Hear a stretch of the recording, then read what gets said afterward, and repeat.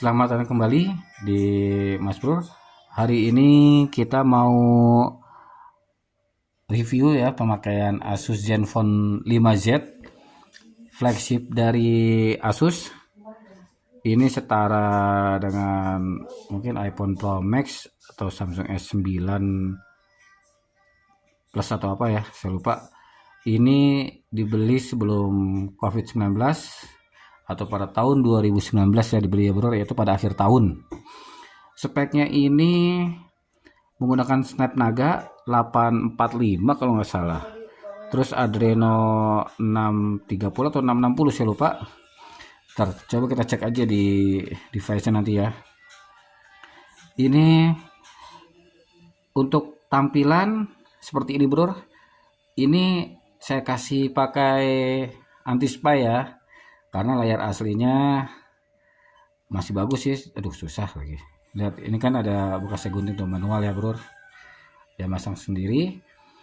Ini baterainya menggunakan baterai biasa kecil memang untuk ukuran flagship yaitu 3300 mAh. Kameranya ada dua. Ini mungkin kameranya agak apa sih? Tempat untuk kameranya itu sudah rusak, maklum lah. Sudah lama dipakai. Dan ini kenapa ditutupin? Ini merupakan fingerprint dan saat ganti baterai ya, ini copot atau putus kabel fleksibelnya. Nah ini dia. Kenapa ganti baterai waktu kembung, dan ini memang kurang rapat ya bro. Karena memang tuh lihat ada jeda ya di sini.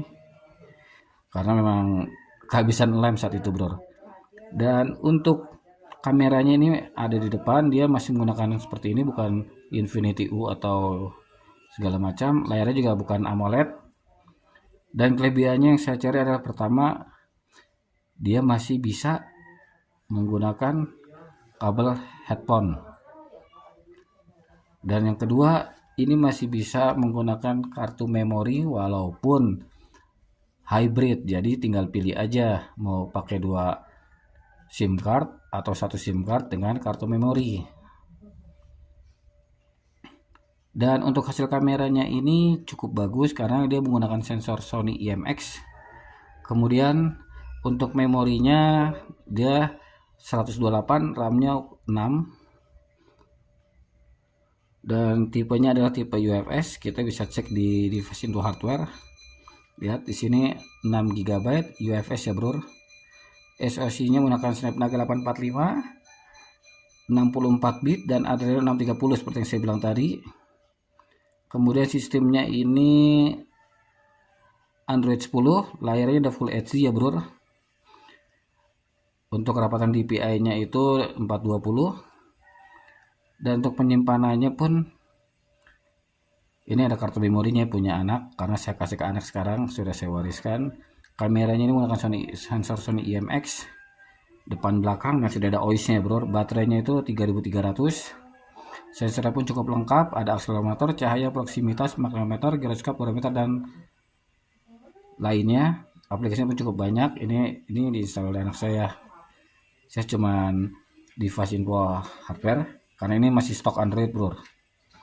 Jadi di harga ini untuk Asus Zenfone ini antara 1 jutaan hingga 2 jutaan lebih. Seperti itu, tergantung kondisi ya bro. Kalau untuk hardware atau untuk posisi di marketplace. Intinya selama saya pakai ini nyaman. Untuk game Mobile Legend anak saya nyoba kan. Ini rata kanan karena sudah defaultnya itu high. Seperti itu bro. Jadi bagi yang punya budget terbatas, ingin memasukkan HP flagship yang tanpa perlu takut layar bergaris atau Cyberlight, bisa pilih Asus 5Z.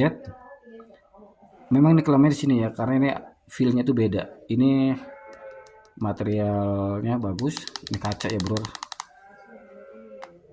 Ininya juga bukan plastik ya bro, jadi ini lebih enak, feel-nya digenggam. Ukurannya 6,2 inch. Jadi saran saya, mungkin yang ingin masukkan HP flagship tapi takut dengan panel AMOLED, bisa pilih Asus 5Z ya bro.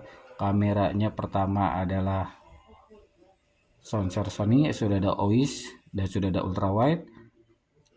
kedua memorinya tipe UFS, Snapdragon SoC tertinggi satu itu di kelasnya 845. Kekurangannya mungkin material kacanya ini ya bro, yang di belakang ini backdoornya ini kelihatan kan, ini ada bautnya nih. Terus baterainya juga lumayan kecil, dan dia hybrid untuk slot kartunya. Selebihnya fine, tidak ada masalah. Untuk ini Type C ya bro, dan ini memang tidak cepat pengisiannya bro. Oke, terima kasih. Wassalamualaikum warahmatullahi wabarakatuh.